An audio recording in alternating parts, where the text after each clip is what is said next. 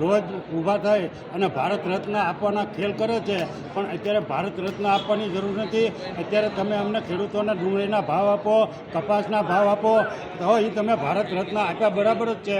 અત્યારે ગરીબ માણસો છે એ ત્રાહિમામ પોકારી રહ્યા છે અને તમે ત્યાં રોજ ઊભીને ભારત રત્ન આપવાના ખેલ કરો છો, એ અમને મંજૂર નથી.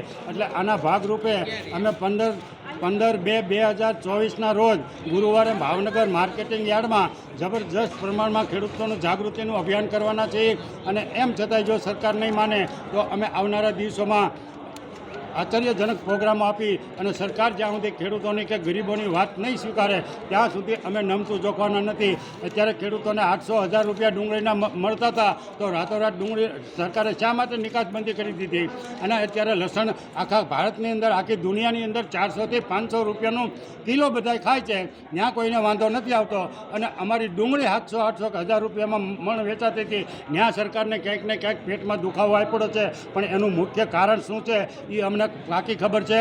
કારણ કે સરકારના પ્રધાનો અને નેતાઓના દીકરા છે એ બાયપાસ ડુંગળી અમારી વિદેશમાં વેચે છે અને રોજના કરોડો અબજો રૂપિયા કમાય છે, પણ એ ભોળા ખેડૂતોને બિચારાને ખબર નથી. એટલે 15 તારીખે હું આવતા 15 તારીખે હું એ પણ ખુલાસો કરવાનો છું.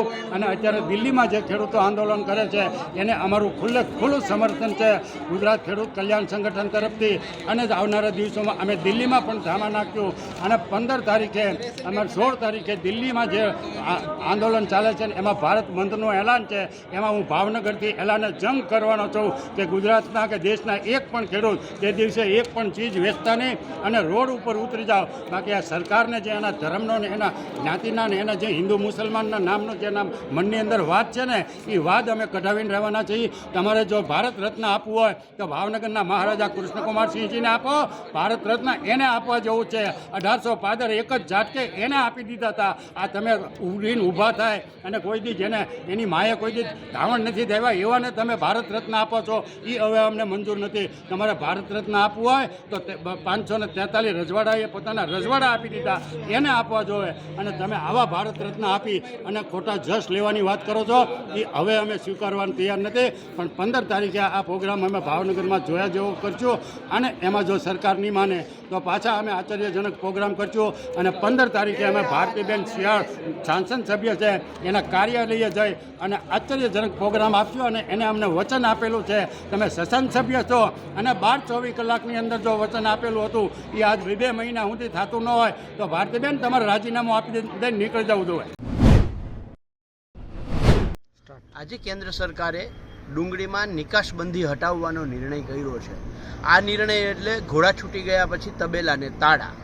આ નિર્ણય એટલે ગામડાની જે કહેવત છે કે લગ્નનું જમણવાર દાડામાં કામ આવે, આ પરિસ્થિતિ આ ડુંગળીના નિર્ણયને લાગુ એકદમ પડે છે. એટલા માટે લાગુ પડે છે કે જ્યારે નિર્ણય આવ્યો 8 ડિસેમ્બરના રોજ, ત્યારે ભાજપના જ આગેવાનો, પ્રવક્તાઓ અલગ અલગ ચેનલની ડિબેટોમાં કહેતા હતા કે આ ડુંગળી છે એ 15-20 દિવસ, મહિના દિવસની મુદતવાળી ડુંગળી છે, શિયાળી ડુંગળી છે, લાલ ડુંગળી છે, સૌરાષ્ટ્ર અને મહારાષ્ટ્ર જ આ ડુંગળી પકવે છે અને આમાં તાત્કાલિક નિર્ણય થવો જોઈએ.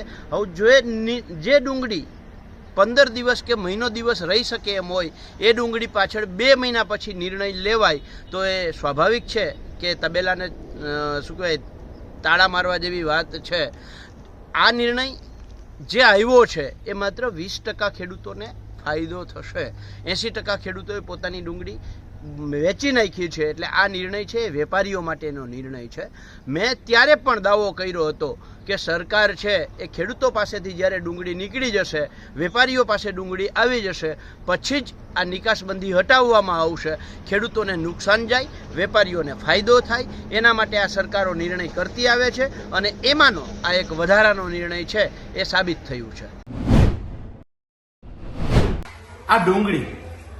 આ ડુંગળીમાં નિકાસબંધીના હિસાબે લાખો ખેડૂતોને રોવરાવી ગઈ આ ડુંગળી કે જેના 700-800 રૂપિયા ભાવ હતા એ માત્ર 100-200 રૂપિયાના ભાવમાં વેચાતી હતી. સરકારે કોઈ કારણોસર નિકાસ ઉપર બંધી લગાડવાના હિસાબે ખેડૂતોને ઘણી બધી નુકસાનીનો ભોગ બન્યા હતા. પરંતુ આજે ઘણા બધા ખેડૂતોના આવેદનપત્ર અને આંદોલનને ધ્યાનમાં રાખી અને સરકારે આજે ડુંગળીની નિકાસની છૂટ આપી તે બદલ હું ખેડૂત આગેવાન તરીકે સરકારનો આભાર માનું છું કે મોડું તો મોડું ખેડૂતોના હિતમાં નિર્ણય લીધો. પરંતુ સરકારને વિનંતી કરું છું કે ખેતી પ્રધાન દેશની અંદર ખેતીની એક પણ જણસ ઉપર ક્યારેય નિકાસબંધી ન હોવી જોઈએ, કે જેથી કરી આ રાત દિવસ મહેનત કરી અને ખેતરમાં તૈયાર કરતા ખેડૂતોને આની નુકસાની ભોગવવી પડે અને રોવાનો વારો આવે. તો સરકારે ભવિષ્યમાં પણ આવી ક્યારેય નિકાસબંધી ન કરે કોઈ પણ જણસ ઉપર, એવી હું સરકારને વિનંતી કરું છું. ફરી વખત સરકારે આજે આ ડુંગળીમાં નિકાસની છૂટ આપી તે બદલ હું સરકારનો આભાર માનું છું. નમસ્કાર મિત્રો, હું આપનો મિત્ર સાગર કલાણિયા, ખેડૂત કલ્યાણ સંગઠન ભાવનગર જિલ્લા મીડિયા કન્વીનર. મિત્રો, આજે જે સરકારે ડુંગળીની નિકાસ બંધી મુદ્દે જે નિર્ણય લીધો છે એ નિર્ણય ખરાબ છે એવું નથી કહેતો, પરંતુ આ યોગ્ય નિર્ણય એને 2 મહિના પહેલાં લેવાની જરૂર હતી. કારણ કે અત્યારે હાલમાં 80 થી 90% ડુંગળી વેચાઈ ગઈ છે. ત્યારે જે આ નિર્ણય લીધો છે એ નિર્ણય માત્ર ને માત્ર ચૂંટણીલક્ષી નિર્ણય છે, ચૂંટણી જીતવા માટે નિર્ણય લેવાયો છે. પરંતુ તમે જુઓ, 90%ની ડુંગળી વેચાણી છે, 150 થી 200 ભાવની અંદર જે ડુંગળી વેચાણી છે, કોકને તો 100 રૂપિયા દાવ્યા છે. પરંતુ મિત્રો, ખેડૂતો માટે જો સરકારને થોડીક પણ દિલમાં જગ્યા હોય તો જે પણ 2 મહિનાથી જે ડુંગળી વેચાઈ રહી છે, કિલા દીઠ 15 રૂપિયાની સરકાર જે 1 કિલે 15 રૂપિયાની સહાય આપે અને વહેલી તકે આ નિર્ણય લે સરકાર. અને જે પણ આ મંજૂરી લેવાની છે, જે કાંઈ નિર્ણય આજે લેવાનો છે એ ખરાબ છે એવું તો હું કહેતો જ નથી, પરંતુ એ નિર્ણય યોગ્ય નથી, એ યોગ્ય સમયે નથી. એ યોગ્ય સમયે નથી એનું કારણ છે કે 90%ની ડુંગળી વેચાઈ ગઈ છે. આજે જે નિર્ણય લેવામાં આવ્યો છે એ નિર્ણય મને તો એવું લાગે છે કે આ વેપારીને ફાયદો થાય અને સરકારને ફાયદો થાય એના અનુસંધાને આ નિર્ણય લેવાયો છે. પરંતુ સરકારને આ નિર્ણય લીધો છે એ સરકાર આજ છે ને, એવું તો હતું નહીં કે વિદેશમાં જતા રહ્યા હતા બધાય. આ જ્યારે નિકાસબંધી કરી ત્યારે એના બીજા ત્રીજા દિવસે જે આંદોલન થતા હતા ત્યારે જ આ નિર્ણય લેવાની જરૂર હતી. પરંતુ આ નિર્ણય અત્યારે જે લેવાનો છે એ નિર્ણય એ કાંઈક ને કાંઈક રૂપમાં ચૂંટણીલક્ષી નિર્ણય છે. એટલે આ ખેડૂતોને વોટ બેંક બનાવવાનો નિર્ણય છે અને ખેડૂતોને વોટ બેંક બનાવીને અને જે કાંઈ સંગ્રહખોરોને ફાયદો આપવાનો નિર્ણય લઈ લીધો છે સરકારે. અસ્તુ.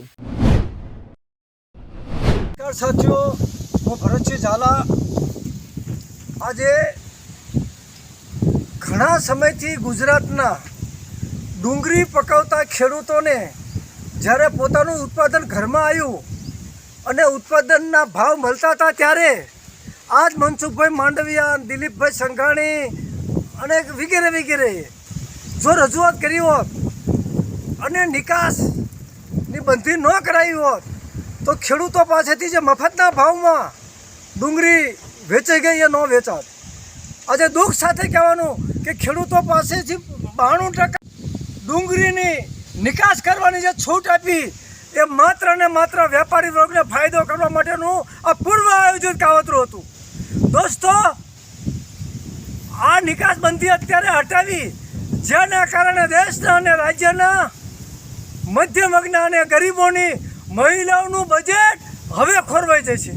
અમે વારંવાર કહેતા હોઈએ છીએ કે સરકાર ભાવ નિયંત્રણ કાયદો લાવે, ખેડૂતો પાસેથી વ્યાજબી ભાવે ખરીદે અને બજારમાં જનતાને પણ વ્યાજબી ભાવે વેચે એવો ભાવ નિયંત્રણ કાયદો હોવો જોઈએ.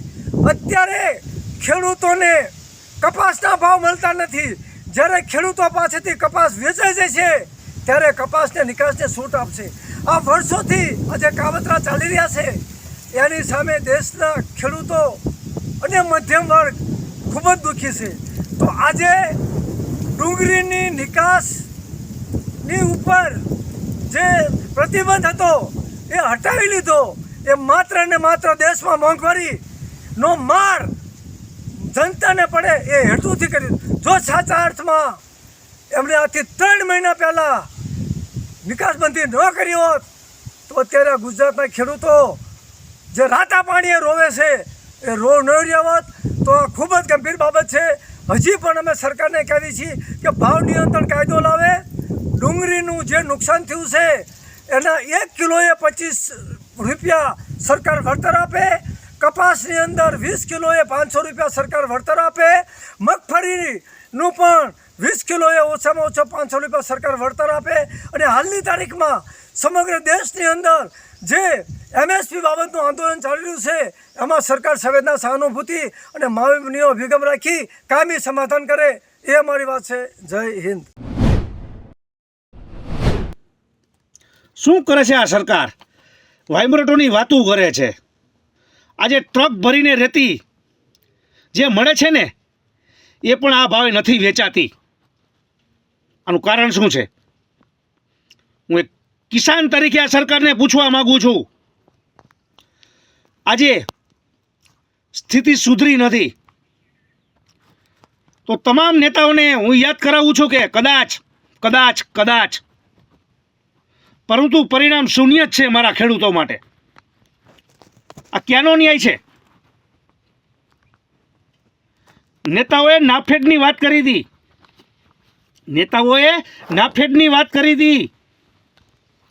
પણ પરિણામ શૂન્ય જ આવ્યું છે. એ પછી કૃષિ મંત્રી હોય કે પછી કેન્દ્રના કૃષિ મંત્રી હોય, આ ક્યાંનો ન્યાય છે? આજે મુખ્યમંત્રીએ પણ ધ્યાન દોર્યું નથી.